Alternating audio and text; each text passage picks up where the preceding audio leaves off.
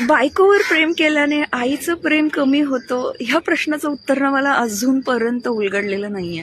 कारण की या दोन्ही गोष्टीचा काही संबंधच नाहीये. कारण की प्रेम हे प्रेम असतं, त्या काय असं ह्याच्यावर कमी त्याच्यावर जास्त असं नसतं. म्हणजे तसं असेल तर ते स्वार्थ असतो.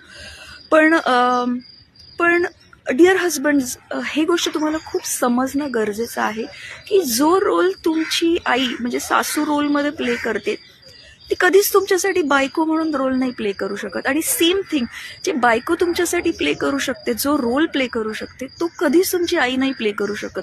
So it's very life for you. तुमची लाईफ खूप सिम्पल होईल जर तुम्ही फक्त हे बॅलन्स करायला शिकलात तर. आणि त्याच्यासाठी काय फक्त सिम्पल आहे, तुम्हाला कोणाची बाजू नाही घ्यायची. जे सत्य आहे ते सत्य आहे असं स्पष्ट बोलता आलं पाहिजे. पण ते कधी बोलता येतं माहिती आहे का? तुम्ही धैर्यवान तेव्हाच बनता जेव्हा तुमच्या डोळ्यावर मोहाच्या पट्ट्या नसतील. तर तुम्ही असंच म्हणालात की माझी आईच बरोबर किंवा माझी बायकोच बरोबर, तर कधीच तुम्हाला कोडं सुटणार नाही.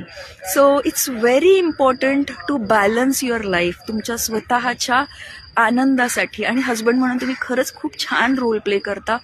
सगळेच हजबंड असे नाही आहेत. तर तो हा मेसेज फक्त त्या हजबंडसाठी आहे ज्यांना हे डिफिकल्ट होतं. कारण की तुमच्या स्टेजवरही मी समजू शकते तुम्हाला ही दोन्ही गोष्टी बॅलन्स करणं खूप डिफिकल्ट होतं. तिथे ते इमोशनल ब्लॅकमेलिंग चालू असतं आणि मग तो तुम्हाला त्रास दिला जातो.